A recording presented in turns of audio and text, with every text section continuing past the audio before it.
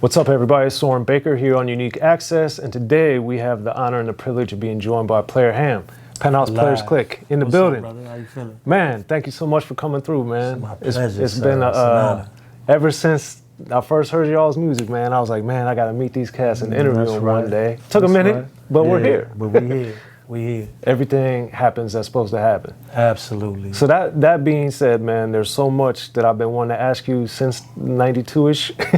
So we got to get into a lot of it. We're gonna. I could already tell we're gonna have to do part 2 or 3 for this. I'm gonna be as honest as I can. All right. Well, that's a good place to start. Yeah. So, one of the things as a kid and starting to learn how the music business worked by the time Pay the Cost came out was. This was Ruthless Records. Sir. Yes, sir. But it was also DJ Quick obviously produced the majority of it. Yes, he did. So explain, how did the deal come with Ruthless? Well, I was originally, in that particular time, signed to Wild West Records, Morris Taft. Yep. As a solo artist, but still as Penthouse Players Clique, right? And so one of my partners that I had some business with before I got that Morris Taft deal came to me. I guess he had chopped it up with Eazy or something, and Eazy was dealing with whatever he was dealing with at the time. And my partner Dre told me that Eazy interested in messing with you. So I was like, well, what are you talking about? What are you talking about, putting you on? Right. I'm like, okay, well, let's peep game. And so when I talked to Eazy, when I met him, he was like, yeah, I'm trying to mess with y'all. I've been hearing about you, and I'm trying to get down. So we talked about the Quick situation as well. Quick was the producer for most of it, Right. But at the same time, looking back, chess moves with what Eazy was dealing with, he was trying to get in there with Quick, and this was his way. So it was a beautiful thing, though. Eazy gave me what I asked for. He took care of Morris, and the rest is hip-hop history, Okay. So, unfortunately, by the time I started getting to where I was interviewing the big dudes, Eazy had already passed. Okay. So, I know a lot from being around a lot of the people that worked with him and knew him. But for your experience, what was he like as a person? Regular cat, homie. Real mellow, real sincere. He used to come around us, like after he signed us, he'd come around by himself, pull up in the Benz, pull up in the Beamer, sack of weed, buy the drink, whoever went to the store, keep the change, you know what I'm saying? Just a regular real cat, man. No frills, man. Yeah, much love and much respect. So as you were getting to know and then work with Eazy, what was it like actually doing a song with him? Oh, man. Well, Eazy wasn't the writer or really a cat that wanted to rap, but he knew he had to because it was the business, Right.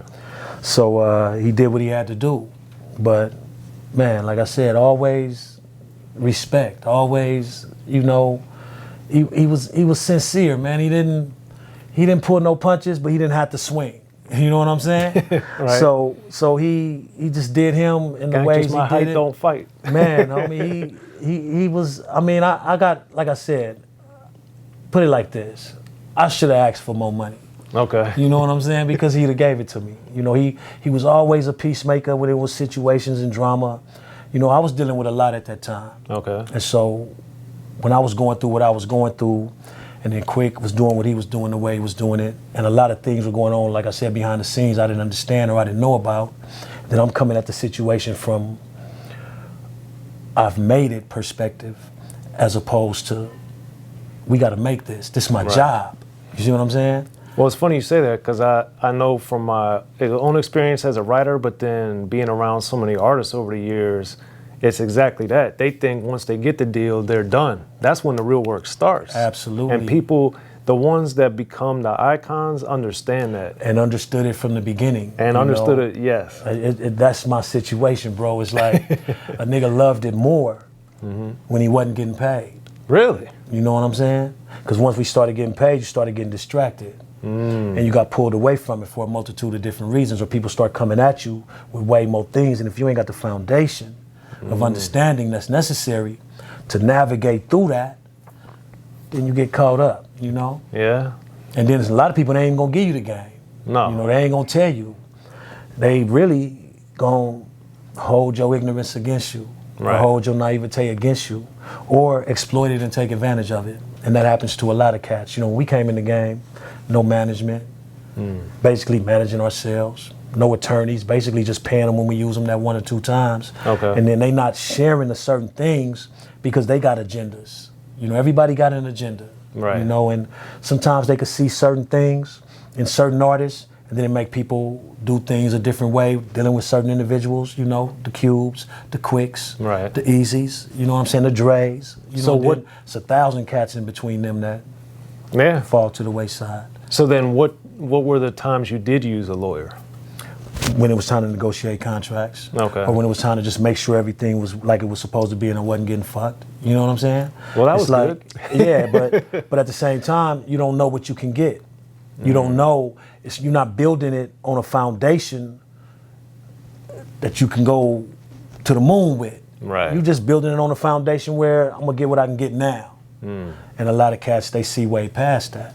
The short cheese. And a lot of people ride, and a lot of people, they know. It's like, okay, he ain't gonna last. Or they gonna do things to place you in a position.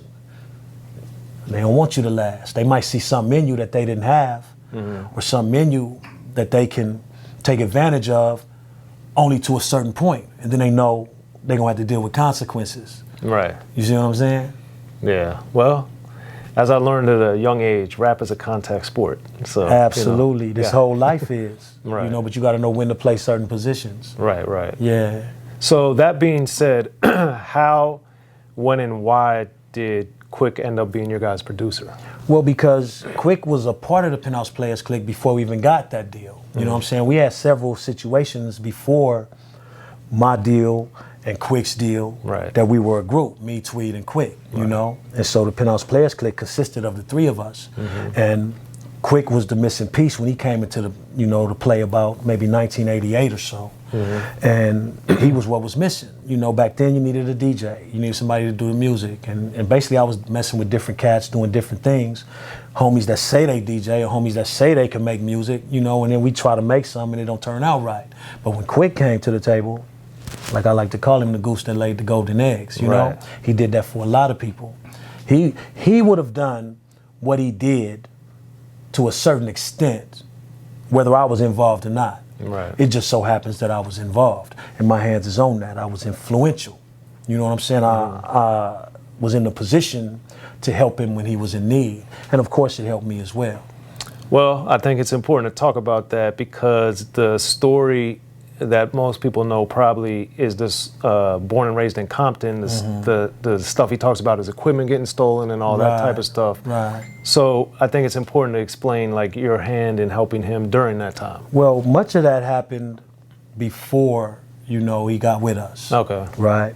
But basically 60-70% of that first album was done in the Penthouse.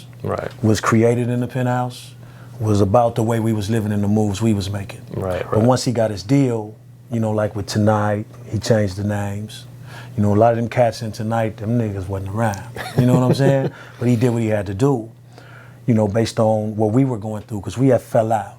So once we fell out, then we moving, you know, cats moving how they moving. You know, we made situations occur where we came up a little bit together. But when it was time for certain things to happen, once again, we didn't have that guidance. We didn't have that trueness that it took to get past certain things, you know? And so things went the way they went. But so that being said, you had said that getting with you guys was Eazy's way to get with Quick. So yeah, I believe that through hindsight. That's what he wanted. Even though he didn't have no problem with us, you know, with me, because when I originally signed to Ruthless, I signed this Penthouse Players Clique by myself. Okay. You see what I'm saying? As a production company with my boy Dre and my boy Jason, though, we came together because we had some business. So I locked them in with that so that they could eat too. You know what I'm saying? And so, but as an artist, I was alone. Right. You know, and the intention was to do a Playa Hamm album, and once I put Tweed in the mix, do an album on him as well, to build something. Right. But once again, distractions came into play, and drama, and you know, well, speak on it. What was the distraction? What was a main just distraction? life, right? And then Quick dealing with what he was dealing with, and it made things difficult to continue to make to make music. Okay. You know, because Quick was dealing with what he was dealing with, going through whatever he was going through, and me and Tweed fell out. Like I said, simply because at that time, even though we mended it, but at that time, Tweed wasn't on my paperwork. Okay. And when we was ready to drop the Penthouse album, Tweed was all over records and all in pictures and a part of the group. So Priority came to the table and was like, we need him on some paperwork. and As we they should. Right, and we were like, well, you need to sign him. And they were like, he's already a part of the group. We need to amend the paperwork. Oh, okay. You see?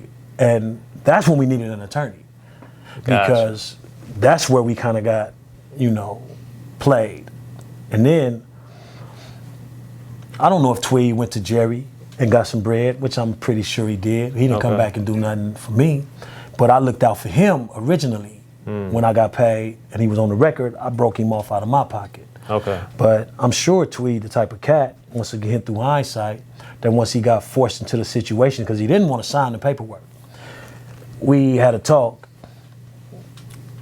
We convinced him that that was the best thing to do right then, but it wasn't. He was actually right, you know? We shouldn't have did it like that. We should have fought that. So he what should have got was his own situation. That's what he wanted to be a solo? Yeah, well, no, he wanted his own paperwork because he wasn't on paperwork.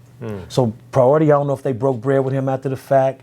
I don't know anything about that. Okay. You know, I don't know if he went back in once he signed and got some money. I don't know that. But knowing Tweed, one way or another, he probably went and got some money. You know what I'm saying? But he just didn't come back and break bread with me like I broke bread with him. Gotcha. Yeah. Be sure to check out The History of Gangster Rap by Soren Baker. He's official. History of Gangster Rap features exclusive interviews with Ice-T, Snoop Dogg, MC Ren, the D.O.C, and dozens of others. The History of Gangster Rap, a definitive look at how Los Angeles changed rap forever. In Los Angeles, the streets definitely set the tone of the hip-hop music. At 19, I got a $50,000 car. My whole angle always was, I'll be street, but I will always tell you the horrors that go along with this life. There will be penalties and casualties for just wearing the wrong color in somebody's neighborhood. And once gangster rap made it from the streets to the TV, the genre exploded. With Fab 5 on your TV back with NWA. Yo MTV, it just catapulted us from being local heroes to national gangbang rappers. The History of Gangster Rap discusses it all from 1980 up till today. It's always gonna be shit happening in the street. You know what I mean? So it's always gonna be something to talk about. The History of Gangster Rap in stores now.